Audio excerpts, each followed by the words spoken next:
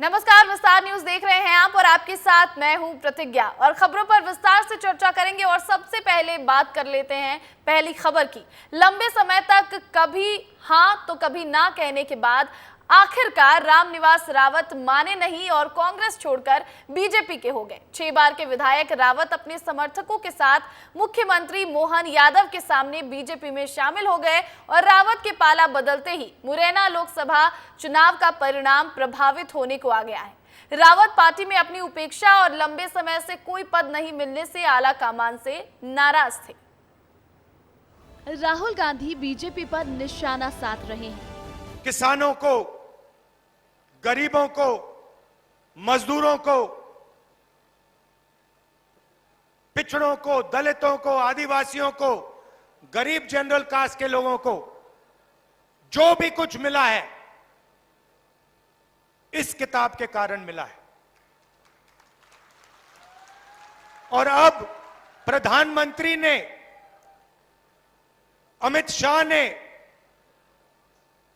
और उनके अलग अलग एमपीज ने मन बना लिया है कि अगर वो चुनाव जीतेंगे तो वो इस किताब को फाड़ के फेंक देंगे। लेकिन जिस मध्य प्रदेश के भिंड में राहुल बीजेपी को संविधान खत्म करने वाला बता रहे थे, उसी वक्त प्रदेश में बीजेपी कांग्रेस खत्म करने चली थी। बीजेपी नेता कांग्रेस के कुछ नेताओं को अच्छा बताकर अपनी पार्टी ज्वाइन करवा रहे थे। सच मानो, आज थोड़ा इससे भी बोलना चाहूंगा। रामनिवास जी को जब भी मैं देखता था, इनकी अपनी बुद्धिमत्ता से, इनकी अपनी योग्यता से, इनके अपने सभी प्रकार की विधानसभा में मेहनत के बाद कोई विषय रखे अच्छे से, तो अपने आप आपको अच्छा लगेगा कि हाँ कितना अच्छा बोल रहे हैं। लेकिन मैं सोचता था कि व्यक्ति बहुत सही है लेकिन पार्टी बहुत गलत है। पता नहीं क्या चक्कर है रामनिवास जी, काश हमारे पास आ जाए, काश हमारे पास आ जाए।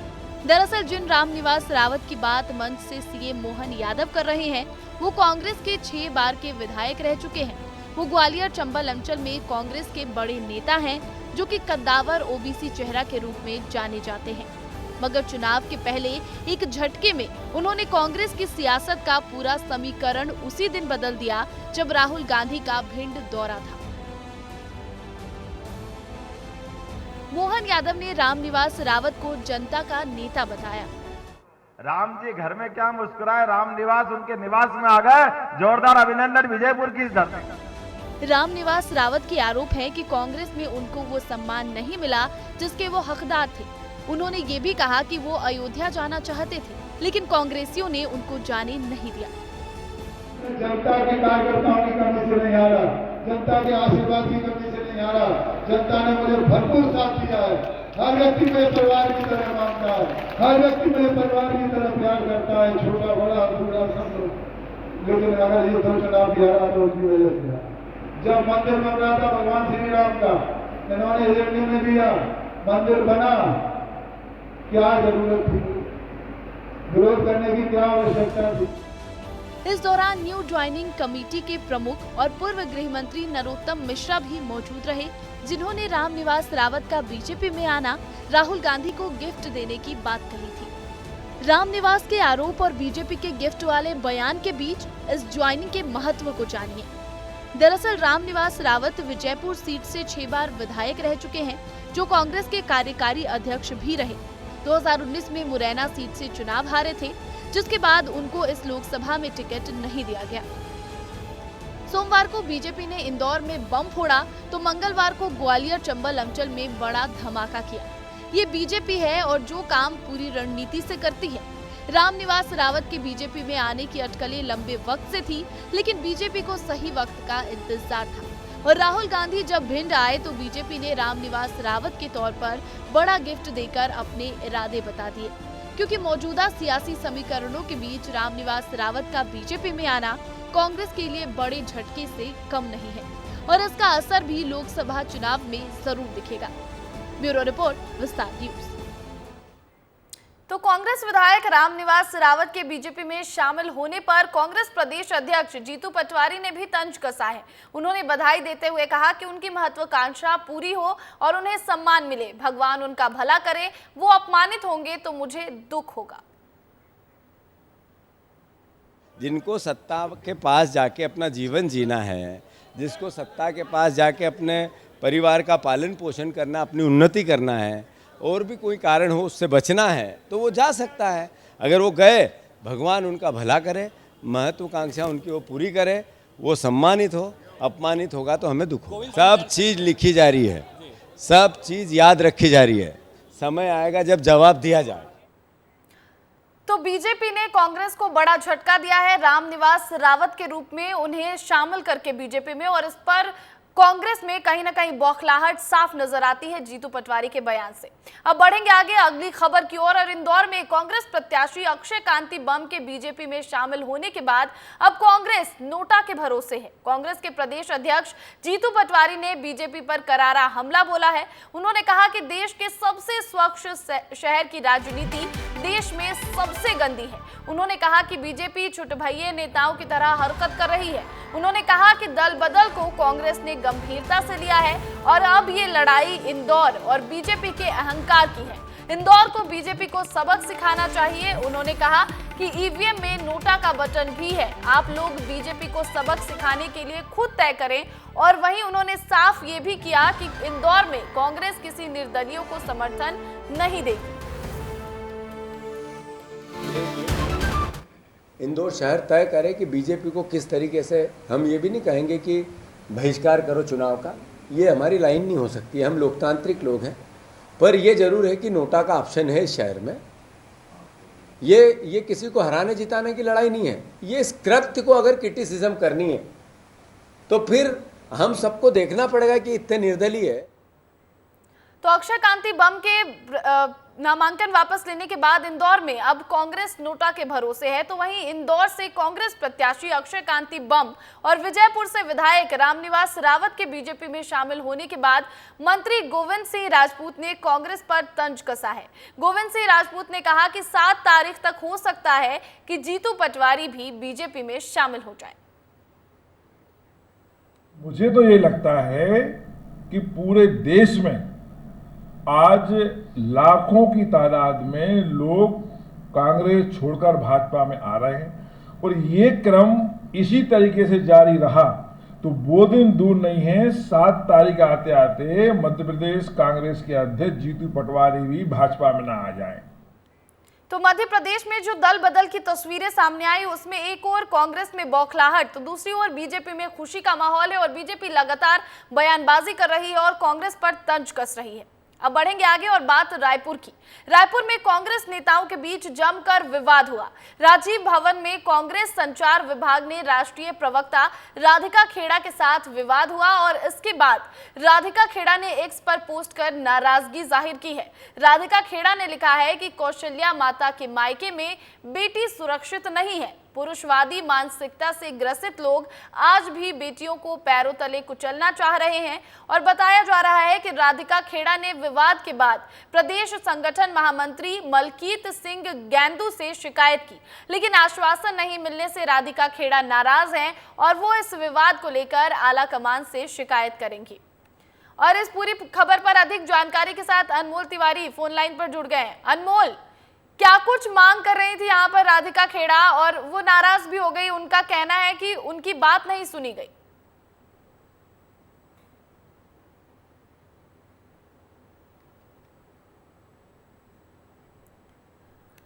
तकनीकी कारण से अनमोल तक आवाज नहीं पहुंच पा रही है, लेकिन आपको बता दें कि राधिका खेड़ा आज रायपुर पहुंची थी, प्रेस कॉन्फ्रेंस भी किया था उन्होंने, और इस प्रेस कॉन्फ्रेंस में बीजेपी पर जमकर भड़की भी थी।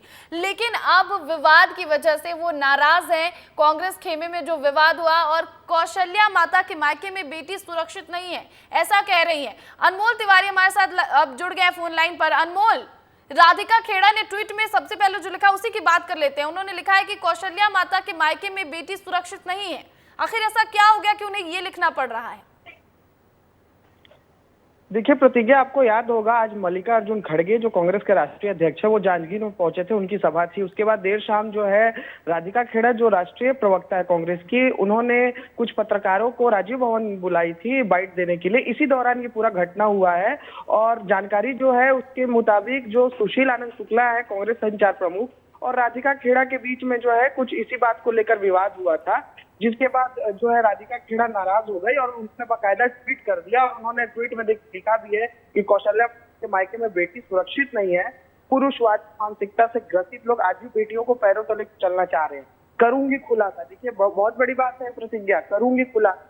तो ये विवाद बढ़ गया है और कहा ये जा रहा है कांग्रेस का जो एक अंदरूनी कला है वो एक बार सामने बिल्कुल अनमोल, ये बहुत बड़ी बात उन्होंने कह दी है कि बेटियां सुरक्षित नहीं और पुरुष मानसिकता वालों के पैरों तले कुचली जा रही हैं। लेकिन वो संगठन महामंत्री के पास भी गई थी और मलकीत सिंह गैंदू से शिकायत भी की, लेकिन आश्वासन नहीं मिला। क्या कार्रवाई चाहती थी राधिका खेड़ा? चूंकि प्रतिज्ञा देखिए राधिका खेड़ा लगातार छत्तीसगढ़ में बनी हुई है, उन्हें यहाँ पर लोकसभा में मीडिया का प्रभार भी दिया गया है। तो राधिका खेड़ा जो है अपनी शिकायत लेकर मलकीत सिंह गेंदू के पास गई थी जो प्रभारी महामंत्री है संगठन के, लेकिन उस तरीके से आश्वासन नहीं मिला, वो खुश नहीं हुई जवाब से। जिसके बाद अब खबर ये भी आ रही है मामले को लेकर के वो आलाकमान से भी शिकायत देंगी। कांग्रेस के जो बड़े नेता है तो जो है बिल्कुल अनमोल, और अगर बात निकली है तो दूर तलक जाएगी और वहां पर अगर उसका समाधान नहीं हुआ तो ये समाधान शायद दिल्ली में राधिका खेड़ा को मिल जाए। बहुत बहुत शुक्रिया अनमोल तमाम जानकारी के लिए। अब बढ़ेंगे अगली खबर की ओर। बीजेपी में जाने की अफवाहों को लेकर नेता प्रतिपक्ष उमंग सिंघार ने सफाई दी है। उन्होंने कहा कि मैंने सिद्धांतों की लड़ाई लड़ी है और लड़ता रहूंगा। जो लोग मेरे बीजेपी में जाने की अफवाह उड़ा रहे हैं वो शायद उमंग सिंघार को नहीं जानते हैं। बीजेपी की मुझे पार्टी में लाने की आरजू अधूरी रह जाएगी। तो आपको ये बड़ी खबर बता दें, बीजेपी में जाने की अफवाह उमंग सिंघार की, नेता प्रतिपक्ष है मध्य प्रदेश में वो, लेकिन उन्होंने सफाई दी है। उन्होंने सीधे तौर पर कहा कि सिद्धांतों की लड़ाई मैंने लड़ी है और आगे भी लड़ता रहूंगा और बीजेपी में जाने की जो अफवाह उड़ा रहे हैं लोग उस पर ध्यान नहीं दीजिए। और साथ ही साथ उन्होंने कहा कि बीजेपी की जो आरजू है मुझे पार्टी में लाने की वो अधूरी रह जाएगी। किसी उमंग सिंघार पे जितने केस लगा दो, उमंग सिंघार कभी डरने वाला आदमी नहीं। हमेशा ईमानदारी से पार्टी के साथ खड़ा रहा हूं और लड़ता रहा हूं और लड़ूंगा जीवन पर्यंत। किसी इनसे भारतीय जनता पार्टी की बातों से फर्क नहीं पड़ता है। तो ऐसी तस्वीरें हर एक नेता की निकल कर आई हैं। जब पहले उन्होंने ये कहा कि हम कांग्रेस में ही रहेंगे, कांग्रेस से बीजेपी में नहीं जाना है, लेकिन फिर बाद में जो हुआ वो भी हमने आपको दिखाया है। तो अब आगे इसमें क्या कुछ अपडेट होगा वो भी आपको जरूर बताएंगे। फिलहाल बढ़ेंगे अगली खबर की ओर। और 1 मई मजदूर दिवस, भूपेश बघेल की सरकार इस दिन को खास तरीके से मनाती थी।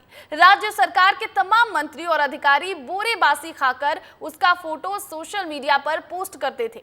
लेकिन जब राज्य में बीजेपी की सरकार आई तो बोरो बासी खाने की प्रथा बंद करने की बात कह रही है और ऐसे में सियासी गलियारे में वार पलटवार का सिलसिला पुरजोर तरीके से देखने को मिल रहा है। पूरे मामले पर आपको विस्तार न्यूज की ये खास रिपोर्ट दिखाते हैं।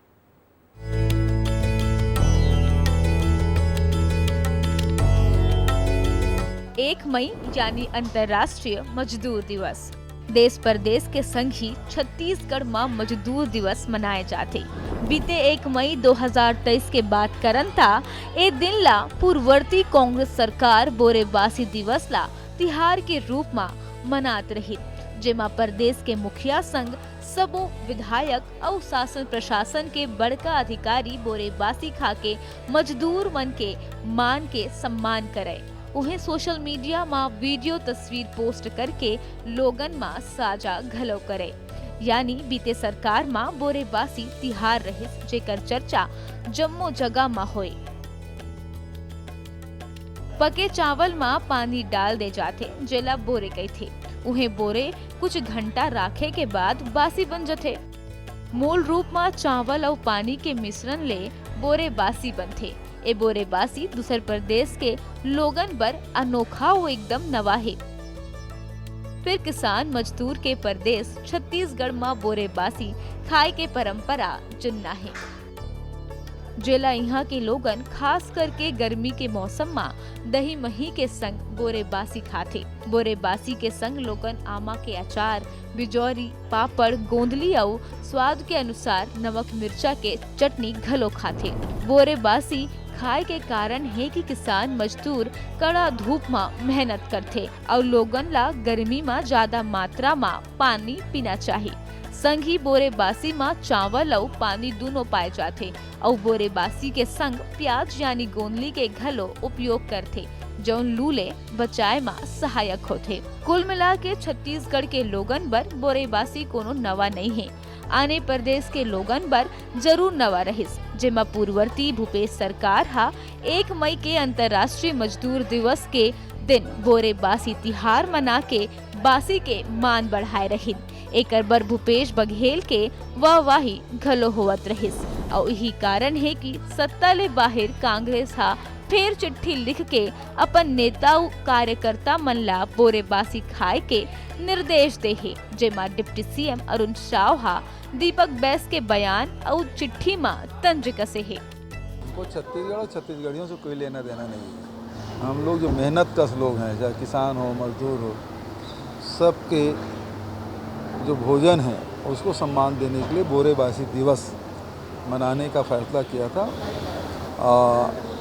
और उसी परिप्रेक्ष्य में हम लोग चाहते हैं छत्तीसगढ़ में परंपरा जो हम लोग शुरू किया था वो जारी रहे।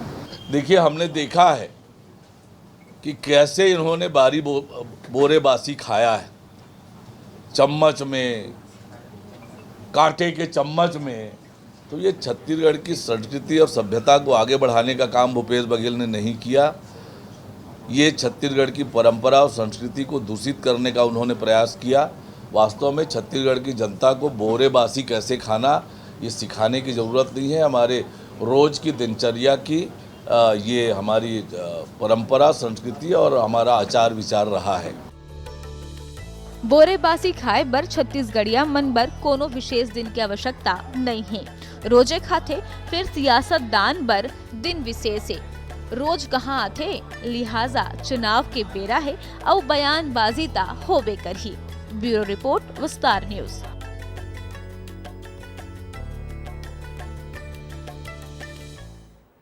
अब बढ़ेंगे अगली खबर की ओर और नारायणपुर के अबुझमाड़ के जंगलों में सुरक्षा बलों और नक्सलियों के बीच हुई मुठभेड़ में 10 नक्सली तो ढेर हो गए, लेकिन 1 करोड़ का इनामी नक्सली भूपति बच निकला और मारे गए नक्सलियों में डीवीसीएम जोगन्ना और विनय उर्फ अशोक हैं। सुरक्षा बलों का ऑपरेशन खत्म हो गया है, लेकिन उनके लिए जंगल से सुरक्षित लौटना एक बड़ी चुनौती है। अब मारे गए सभी नक्सलियों के शव लेकर जवान पहुंचेंगे, जहां 10 नक्सली मारे गए। उन जंगलों में पहुंचकर विस्तार न्यूज संवाददाता राजेश हालदार ने हालात का जायजा लिया। 16 अप्रैल को हापाटोला के जंगल में पुलिस और नक्सलियों की मुठभेड़ होती है, जिसमें 29 नक्सली मारे जाते हैं और उसके बाद लगातार जो जवान हैं उनमें आत्मविश्वास बढ़ जाता है और उसी आत्मविश्वास के चलते वो लगातार सर्चिंग करते रहते हैं। और अभी जो है वो हापाटोला के जंगल से बस कुछ ही दूरी पर एक और मुठभेड़ होती है आज सुबह, जिसमें 10 नक्सली के मारे जाने की अब तक जो है वो खबर है। नारायणपुर और उत्तर बस्तर के सीमावर्ती इलाका है ग्राम टेकामेटा, जिसके जंगलों में नक्सली अपना सेफ जोन मानते थे, जिसके जंगल को नक्सली जो है अपने लिए गढ़ मानते थे, सेफ गढ़। अब उस गढ़ में डीआरजी का जवान और पुलिस बल घुसते हैं और उनके ही गढ़ में 10 नक्सलियों को ढेर कर देते हैं। यहाँ से अब जहाँ पर हम खड़े हैं मोरखंडी, यहाँ से 2 किलोमीटर है और उसके बाद जो है वो सीमावर्ती इलाका जो उत्तर बस्तर और नारायणपुर का सीमावर्ती इलाका शुरू हो जाता है और वहीं पर जो गांव है वो टेकामेटा, बस यहाँ से 5 किलोमीटर की दूरी पर टेकामेटा गांव है और उसके जंगलों में अब मुठभेड़ जो है वो चल रही है। अभी तक मुठभेड़ जारी होने की सूचना यहाँ पर मिल रही है। जवान अभी तक यहाँ पर लौटे नहीं हैं।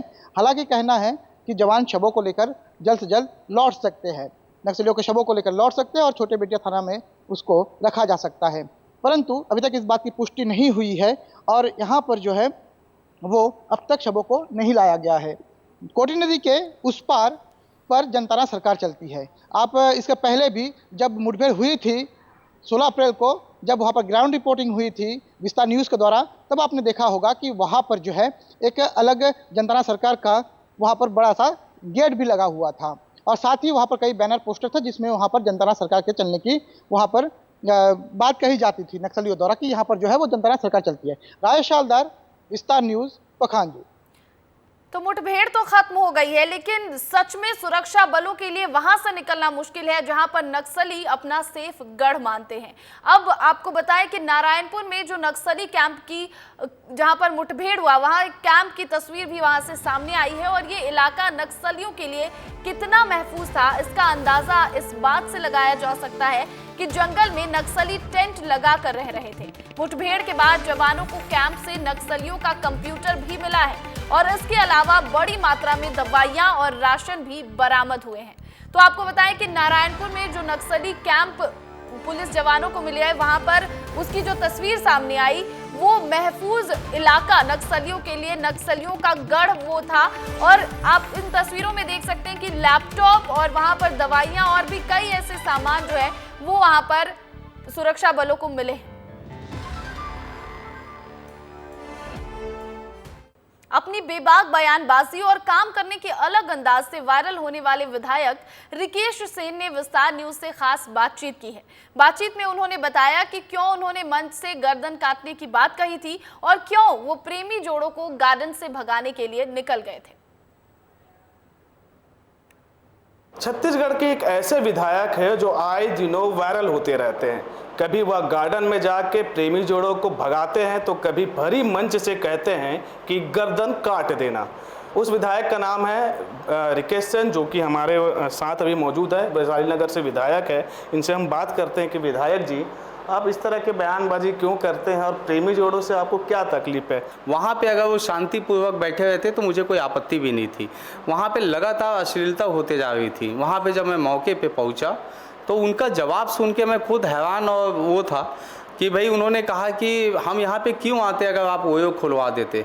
ओए के बाद होते आपने ओए भी बंद करा दी? जी, मैंने ओयो को इसलिए बंद करवाया क्योंकि कमर्शियल बेल्ट पे नहीं था, वो आवासीय क्षेत्र पे चल रहे थे जो कहीं ना कहीं हमारी बहू बेटी, हमारे बच्चों के संस्कार को कहीं ना कहीं खराब कर रहे थे। आप भरे मंच से कह देते हैं कि गला काट देना कोई भी धर्म परिवर्तन करेगा, ये कैसे?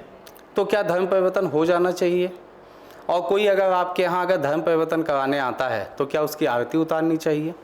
ये तय करना पड़ेगा, क्योंकि पिछले 5 साल में कांग्रेस की सरकार में भूपेश बघेल जी के नेतृत्व में लगातार आदिवासी गरीब मजदूरों का धर्मांतरण हुआ है और ये आक्रोश था मेरे अंदर। अगर मैं एक बात, अगर कांग्रेस के लोगों, कल राहुल गांधी ने बिलासपुर से मेरे खिलाफ बयान दिया है, सचिन पायलट निर्वाचन आयोग में मेरे खिलाफ शिकायत की है। कहाँ थे सचिन पायलट और राहुल गांधी जब इमरान मसूद यूपी के जो नेता हैं, कांग्रेस के नेता, उन्होंने कहा था कि मैं नरेंद्र मोदी की बोटी बोटी काट दूंगा, प्रधानमंत्री की बोटी बोटी काट दूंगा। सिर्फ वो नरेंद्र मोदी होते तो कोई दिक्कत नहीं था, प्रधानमंत्री एक संवैधानिक पद पे थे। क्या किया कांग्रेस ने? कांग्रेस ने इंडिया गठबंधन के तहत इमरान मसूद को अभी तत्काल में लोकसभा का टिकट से नवाजा है। आपके विधानसभा में अगर किसी भी लड़की या किसी भी महिला या लड़की को छेड़छाड़ हो या उनसे दुष्कर्म किया जाए तो उनके घर में बुलडोजर चलेगा। इसमें भी आप काफ़ी वायरल हुए थे और शायद बुलडोजर भी चलवाए, तो इस टाइप का कैसे, क्या है? मैं थाना प्रभारियों से पूछता हूँ, आज कोई अपराध तो नहीं हुआ है। एक भी घटनाक्रम अगर मेरे सामने आया कि किसी ने किसी लड़की को छेड़ा है, 354 लगा, पास्को एक्ट लगा, या किसी को भी कोई भी ऐसी सूचना आई कि धारा 307 के तहत मामला दर्ज हुआ है तो उसके घर में बुलडोजर चलेगा। तो ये थे रिकेश सेन, जो कि समय समय पर अपने बयानों से सुर्खियों में रहते हैं और वायरल विधायक भी इनको कहा जाता है।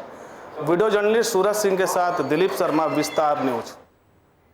और फिलहाल इस बुलेटिन में इतना ही। मुझे दीजिए इजाजत और बने रहिए विस्तार न्यूज के साथ, क्योंकि यहाँ खबरें लगातार जारी हैं।